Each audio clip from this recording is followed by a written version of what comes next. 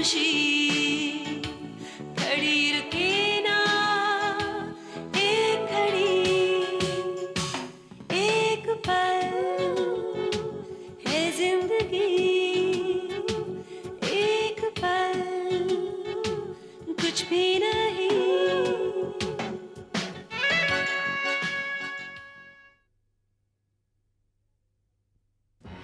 रंजना देवी कल भी मेरे खिलाफ थी ऋषभ, आज भी है। अगर हमारे रिश्ते पे किसी ने सबसे ज्यादा असर डाला था तो वो रंजना देवी थी। साल भर पहले उस रिश्ते को उन्होंने ऐसा तोड़ा कि वो जज्बा हमारे अंदर फिर कभी नहीं आ पाया। मेधा, मैंने तो प्यार के बारे में सोचना तक छोड़ दिया है। अब ना वक्त है ना ही हसरतें। पहले जिंदगी तो संभाल जाए, वक्त मिला तो दिल को भी संभाल लेंगे। आपने करण के खिलाफ सबूत मांगे, मैंने आपको लाके दे दिए। वाह, तुमने लाके दे दिए और काम खत्म। बस हम लोग यहाँ कोई खेल तमाशा नहीं कर रहे हैं। इतनी बारीक चालें चल रहे हैं कि कहीं पांव फिसल गया तो बस गए काम से। ऐसा क्या हो गया महक? मेरी और शीला की जिंदगी में मेरी कम, शीला की जिंदगी में ज्यादा एक बच्चे की कमी है। हमने बच्चा गोद लेने की बहुत कोशिश की है लेकिन नाकामयाब रहे हैं। अब इस बैक पेन को लेकर मुझे बहुत चिंता होने लगी है। थोड़ी सी चिंता तो मेरी भी बढ़ गई है। वैसे दोबारा ये पेन आना तो नहीं चाहिए था। एनीवे, तुम अपना ख्याल रख रही हो या ये जिम्मेदारी भी मुझे उठाना पड़ेगी? Yes, madam. 1 black coffee, no sugar. तुमने हाल ही में इस आदमी को यहाँ देखा है? बहुत दिन हो गया, वो आया नहीं। पिछली बार कब आया था? एक मिनट, पता कर।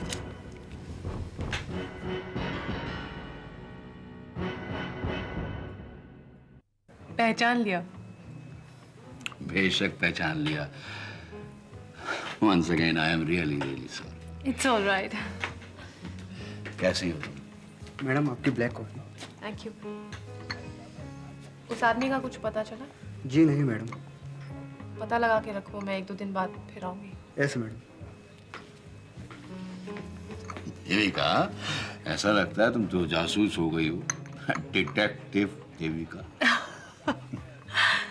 हाँ, किसी एक वजह से कुछ दिनों के लिए यही समझ लो। तुम मुझे बहुत रहस्यमयी लगती हो। पहले भी जब तुम श्वेतलाना के साथ आती थी तो तभी मुझे बड़ी मिस्टीरियस लगती थी। 10 साल बीत गए तब से। खैर, देख लो, वक्त बदला, मैं वैसी हूँ। तुम अपनी सुनाओ। बस तुम्हारी और मेरी एक ही कहानी। न तुम्हारी कद्र किसी ने की न मेरी। यानी तुम भी वो ऐसा ही।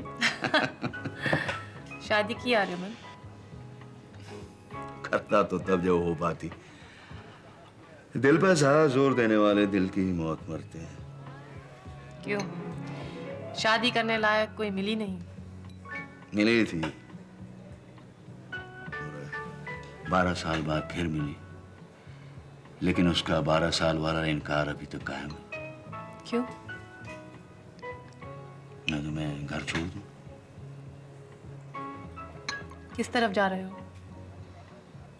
छोड़ो, पहले मैं तुम्हें घर छोड़ूंगा, फिर उसके बाद तुम्हारे घर के बाहर कार पार्क करूंगा और सोचूंगा मुझे किस दिशा में जाना है। 12 सालों से मेरी हर शाम को कोई भी दिशा नहीं मिली है देविका। देविका की कहानी देविका को ही सुना रहे हो।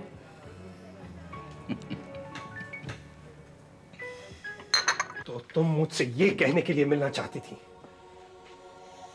हाँ, ये फैसला किया है कि अब हम नहीं मिल सकते हैं। श्वेतलाना, इसका मतलब तुम समझती हो? चलो, तुमसे अच्छा तो नहीं, लेकिन और भी डॉक्टर मिल जाएंगे। तो क्या तुम्हारी जिंदगी में मेरा रोल सिर्फ इतना ही था, एक डॉक्टर का? अगर तुम्हारा रोल सिर्फ उतना ही होता सौरभ, तो मेरी आंखों में आंसू न होते। मैं एक बहुत अच्छा दोस्त खोने जा रही हूँ, मेरा सबसे अच्छा दोस्त। श्वेतलाना, तुम बहुत मतलबी हो। तुम्हें सिर्फ अपने दर्द की पड़ी है, मुझ पर क्या गुजरेगी इस बात की तुम्हें बिल्कुल परवाह नहीं। फिलहाल मुझे ना तुम्हारे दर्द की परवाह है ना अपने। इस वक्त मेरे लिए सबसे ज्यादा इंपॉर्टेंट रिया है। वो मेरे पास आई थी सौरभ। रिया तुमसे मिलने आई थी? हाँ, अब शायद तुम्हें उसके डर का अंदाजा है। वो हमारे और तुम्हारे रिश्ते से कितनी डरी हुई है तुम्हें पता है? हाँ, मैं तुमसे प्यार करती हूँ, लेकिन मैं उस प्यार के लिए एक छोटी सी बच्ची को एक इतने बड़े डर के हवाले नहीं करूंगी। नेवर।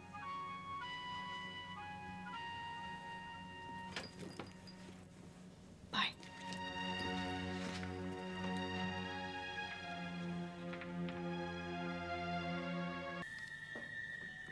लगता है केशव मल्होत्रा का ये मर्डर केस अब सॉल्व हो जाएगा। होटल की इन रसीदों, होटल रजिस्टर की फोटोकॉपी से साफ जाहिर है कि ये मिस्टर करण सिंह उस रात मिलान में थे जिस रात केशव मल्होत्रा का कत्ल हुआ। मिलान में नहीं, बल्कि उस रिजॉर्ट में ठहरा हुआ था जिसकी ओर वो सड़क आती है, जिस पर केशव मल्होत्रा का एक्सीडेंट हुआ था। इससे ज्यादा और क्या सबूत चाहिए? होटल के रजिस्टर में करण सिंह के दस्तखत भी हैं। इन सबूतों के बिना पर हम करण को गिरफ्तार कर सकते हैं। इस कत्ल की साजिश में या तो वो खुद शामिल था या उसने करवाया। ऊपर से रक्षंदा खान का बयान कि केशव मल्होत्रा के मर्डर में मल्होत्रा फैमिली के किसी मेंबर का हाथ था। मेरी राय में सर आप ये सबूत लेकर कमिश्नर साहब से मिल लीजिए, देखिए वो क्या कहते हैं। कहेंगे क्या? करण के नाम का अरेस्ट वारंट जारी करा देंगे।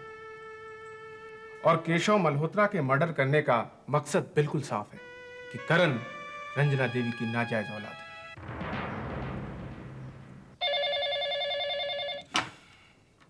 हेलो, मेरे वादे अनुसार आपको वो कुरियर पैकेट मिला होगा इंस्पेक्टर। हाँ, मिल चुका। पैकेट खोलकर सबूत देखने की तकलीफ की आपने? पिछले 1.5 घंटे तो इन्हीं सबूतों पर गुजारा है। यानी वो सबूत आपके काम की चीज निकली? बेशक, लेकिन क्या मैं जान सकता हूं कि आप बोल कौन रहे हैं? इंस्पेक्टर, आप गुटलियां क्यों गिनते हैं? आप आम खाइए और यूं समझ लीजिए कि या तो मैं एक फरिश्ता हूं या केशव मल्होत्रा का भूत। Hello, hello, hello. बोलो भाई, क्या फैसला है तुम्हारा? इसमें इतना सोचने की क्या बात है एकनाथ? उम्र भर की मेहनत के बाद भी लोगों को इतना अच्छा मौका नहीं मिलता। देखो, जिन लोगों का जिक्र तुम कर रही हो, मैं उन लोगों में से नहीं। भीड़ में सबसे अलग दिखने की तुम्हारी जो ईगो है ना एकनाथ, एक दिन तुम्हें ले डूबेगी। मैं जिन लोगों की बात कर रही हूँ उन्हें भी शायद 2 आंखें हैं, 2 कान है, 1 नाक है और 1 ही मुंह है। तुम उनसे अलग नहीं। ये फर्क ना तुम्हें पहले पता था और ना कभी पता चलेगा। क्योंकि ये फर्क ना पहले कभी था ना अब है। ये तुम्हारा अपना नजरिया है। ये आम नजरिया है एकनाथ। अगर तुम अपने आप को सबसे अलग समझते हो तो वो तुम्हारी अपनी प्रॉब्लम है। स्टॉप इट मेरा, स्टॉप इट नाउ। भाई, ये फैसला एकनाथ को लेना है और एकनाथ को ये हक है कि वो अपने सारे फैसले खुद ले। तुम बेकार में इसके साथ बहस कर रही हो। मैं बेकार में बहस नहीं कर रही हूँ ऋषभ। उसकी जिंदगी का हर फैसला रूबी यानी मेरी इकलौती बहन पर पड़ रहा है। प्लीज दीदी, एकनाथ के इस फैसले पर मैं अपनी तरफ से कोई दबाव या असर नहीं डालना चाहती। अगर तुम्हारा ये एटीट्यूड रहा ना तो तुम जिंदगी भर रहोगे। रूबी, ऋषभ एकनाथ को बराबर की पार्टनरशिप का ऑफर दे रहा है। जिंदगी का रंग रूप बदल जाएगा, इसमें इतना सोचने की क्या बात है? मेरी समझ से बाहर है। मेधा, प्लीज प्लीज मैं एक बात साफ कर देना चाहता हूं। ये ऑफर मैं एकनाथ को किसी दोस्ती या रिश्ते के तहत नहीं दे रहा हूं। मैं ये ऑफर एकनाथ को उसकी काबिलियत की बुनियाद पर दे रहा हूं। हाँ, मैं जानता हूं कि इस ऑफर से उसका बहुत फायदा होगा, लेकिन कि एकनाथ की वजह से मेरा क्या और कितना फायदा होगा ये हिसाब किताब मैं कर चुका हूं। एकनाथ, तुम मुझे बताओ, अगर तुमने फैसला ले लिया है तो मैं सुनना चाहता हूं। नहीं। क्या? मैं ऋषभ को ऑफर मंजूर नहीं कर सकता। तुम अपने पैरों पे क्यों कुल्हाड़ी मार रहे हो? मेरी समझ में नहीं आ रहा। एकनाथ, तुम्हारे इस फैसले की वजह क्या है मुझे तो बताओ। ऋषभ, मेरे दिमाग में पूंजीवाद के खिलाफ इतनी नफरत भरी है कि अगर मैं कैपिटलिस्ट बन जाऊं तो अपनी नजरों में गिर जाऊंगा और मैं अपनी नजरों में गिरकर जीना नहीं चाहता। एकनाथ तुम अपनी मेघा जिद- प्लीज, मैं बात कर रहा हूं ना। देखो एकनाथ, फैसला लेने में कोई जल्दबाजी करने की जरूरत नहीं है। तुम एक आध दिन और सोच लो, उसके बाद अपना फैसला बता देना। लेकिन जो भी फैसला लो, जरा नाप तोल कर। नमस्ते रंजना जी। नमस्ते, आइए बैठिए मिस्टर बजाज। आपने मुझे बुलाया था? जी मिसेस बजाज, मुझे आपकी मदद की जरूरत है। जी फरमाइए। मिसेस बजाज, मैं मेरे देवर हैं। मैं उन्हें करीब 20 साल से जानती हूँ और शीला को भी काफी अच्छी तरह जानती हूँ। जी। कभी कभी ऐसा होता है कि शादी का जो रिश्ता है ना, वो गलत जुड़ जाता है। इसमें दोष ना आदमी का होता है ना औरत का, बल्कि उनकी शख्सियत का होता है, उनकी पर्सनैलिटी का होता है। जी मैं समझ रही हूँ आपकी बात।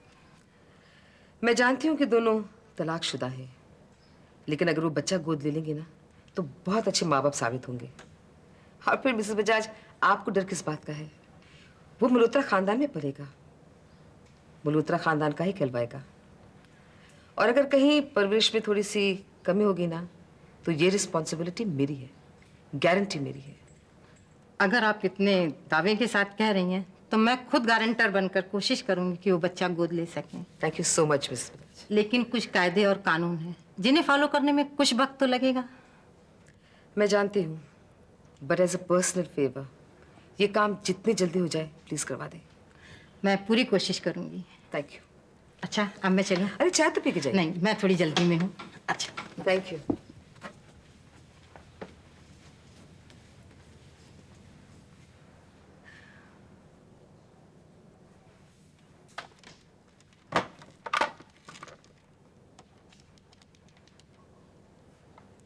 हेलो, करण साहब हैं? No ma'am. आएंगे तो कहिएगा मुझे फोन करेंगे। Okay ma'am.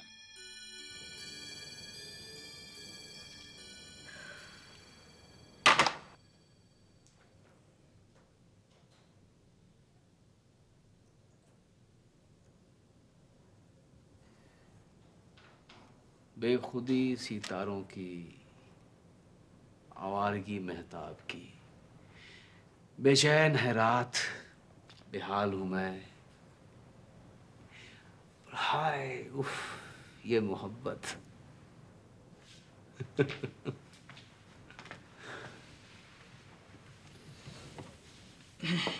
मियाँ दाद मत दो, लेकिन आदाब तो कह ही सकते हो। या कहीं ऐसा तो नहीं कि हम आपको ना दिखाई दे रहे हैं ना सुनाई। हाँ, मोहब्बत कभी कभी इस मुकाम पर भी लेके आती है। फिलहाल तो मुझे ये भी नहीं पता कि मैं कहाँ खड़ा हूँ। ऐसे मुकाम पे जहाँ पे न मुझे एक ना सुनाई दे रहा है और नहीं दिखाई दे रहा है। अरे बाबा, इस दर्जे की मायूसी, बात क्या है? हालात शेक्सपियर हो गए हैं। अच्छा। और फंसा दिया है मुझे टू बी और नॉट टू बी के चक्कर में। माय नेम इज फ्रेलिटी, यानी माशाअल्लाह आप हैमलेट हो चुके हैं और डेनमार्क के राजकुमार से जिंदगी बिता रहे हैं। अब कैसे जिंदगी बिता रहा हूँ ये तो हालात जानने के बाद ही पता चलेगा। नहीं, आप इसे तरन्नुम में ना सुनाए तो भी चलेगा। चलिए, कम से कम आपके होंठों पर ये हंसी तो आई जिसके लिए हम इतनी देर से कोशिश कर रहे थे, इतनी देर से मेहनत कर रहे थे। अच्छा, अब ये बताइए कि बात क्या है? सुनील, जिंदगी में एक अजीब सी हलचल मची हुई है। दिल ने मचलकर फैसला कर लिया है कि मल्होत्रा इंडस्ट्री की ट्रेड यूनियन की लीडरशिप नहीं करनी। अब नौकरी हाथ में है नहीं, इसलिए रूबी से शादी करने का फैसला भी नज़रअंदाज करना पड़ा। रूबी तड़प उठी, उसने मेधा को बताया, मेधा से बात ऋषभ को पता चली। ऋषभ साहब ने एक समाधान रख दिया है। अपनी स्पेयर पार्ट की मैन्युफैक्चरिंग यूनिट में मुझे उन्होंने अपना पार्टनर बना लिया। एक अजीब से दोराहे पर खड़ा हूं, समझ में नहीं आ रहा कहाँ जाऊं। एक रास्ता उसूलों की एबनॉर्मल लाइफ की तरफ ले जाता है और दूसरा आदर्शहीनता की नॉर्मल लाइफ की तरफ। पहले रास्ते पर चलता हूं तो मैं जिंदा रहता हूं और दूसरे रास्ते पर चलता हूं तो एक नाथ नहीं रहता है। यानी मेधा जो तुम्हें बनाना चाहती थी कभी, वो तुम बन जाओगे। सुनील, मैंने उस समय तो इनकार कर दिया था, लेकिन अब शायद मैं इनकार न कर पाऊं। कहीं मुझ में मिलावट तो नहीं आ गई? नहीं, मुझे नहीं लगता कि तुम में कोई भी मिलावट आई है। तुम आज के जमाने के तौर तरीकों से जीना सीख रहे हो। जब तुमने अपने आदर्श और अपने उसूल बनाए थे तब तुम जमाने के बिहेवियर, जमाने के तौर तरीकों से बेताल्लुक थे। जैसे वो सपना जब तुम रात को सोते वक्त देखते हो, वो गुजरे हुए दिन और आने वाले कल से बिल्कुल जुदा होते हैं, बेताल्लुक होते हैं। देखो एकनाथ, लोग तुम्हारे तेवर को सर आंखों पर बिठाकर तुम्हारी इज्जत अफजाई करते अगर ये इनकलाब या आंदोलन का समय होता। लेकिन आज हर आदमी अपनी अपनी तरक्की के जोड़ तोड़ में लगा हुआ है, तो यहां तुम्हारे उसूलों की कदर नहीं होगी। ये बात कड़वी है पर सच है। एकनाथ, आज कामयाब जिंदगी की परिभाषा ही अलग हो चुकी है। उस परिभाषा से अलग जाकर जिंदगी जीने की कोशिश में सुख की कोई गारंटी नहीं होती। और फिर एकनाथ, मकसद चाहे कितना भी बड़ा क्यों ना हो, आपका संघर्ष चाहे कितना ही ऊंचा हो या भला क्यों ना हो, अगर जिंदगी भर आपके होठों से हंसी नदारद रहे तो मेरे ख्याल से वो कामयाब जिंदगी नहीं है, एक नाकामयाब जिंदगी जी रहे हैं आप। आओ श्वेता, आओ। सॉरी मैंने तुम्हें इतनी रात को तकलीफ दी। क्या हुआ? मैं तो घबरा गई थी। केडी मुझसे मिलने आया था। केडी? और वो भी तुमसे? तुमने पुलिस को इन्फॉर्म क्यों नहीं किया? उसकी तलाश तो बड़ी जोर शोर से चल रही है। नहीं श्वेतलाना, मैं ऐसा नहीं कर सकता। मेरे दर पर कोई इतने एतबार से आए और मैं पुलिस में रिपोर्ट कर दूं? ये फलसफे इंसान पर लागू है और मैं हरगिज केडी को इंसान नहीं मानती हूं। और फिर वो यहाँ आया क्यों था? एक बहुत जरूरी खबर देने के लिए। क्या? केशव मल्होत्रा का कत्ल करण ने किया या करवाया? नहीं, ये नहीं हो सकता। मैं ये दावे के साथ कह सकती हूँ कि करण का केशव के कत्ल से कोई ताल्लुक नहीं है।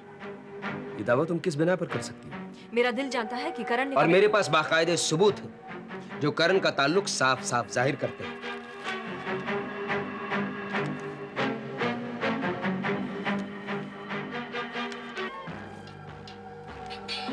क्यों? बात समझ में आई? केशव मल्होत्रा के कत्ल के पीछे करण का दिमाग था। यह साजिश उसी की बुनी हुई थी। करण ने रंजीत नाम के आदमी को कांटेक्ट किया, उसे $1 मिलियन देने का वादा करके यह काम सौंपा कि वो देविका के जरिए केशव को फला हिल टॉप रेस्टोरेंट लेकर पहुंचे। लेकिन हिल टॉप रेस्टोरेंट पहुंचने से पहले ही केशव की मौत हो जाती है क्योंकि करण केशव की कार के ब्रेक्स फेल कर चुका था। लेकिन केडी एक बहुत चालाक आदमी है। उसने होटल के बिल्स वगैरह झूठे भी बना लिए होंगे। मुझे भी ऐसा लगा, लेकिन मैंने अपने आदमियों के जरिए खुद इन बिल्स के बारे में पता करवाया। ये बिल बिल्कुल सही। केशव मल्होत्रा के कत्ल का जिम्मेदार करण है।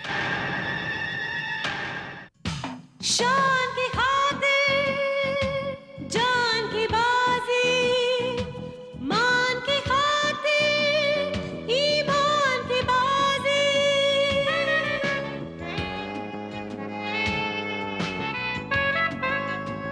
इंसान की खातिर भगवान की बाजी, अरमान की खातिर एहसान की बाजी। वो क्या जीते ये क्या हारे, दिन छोटा सा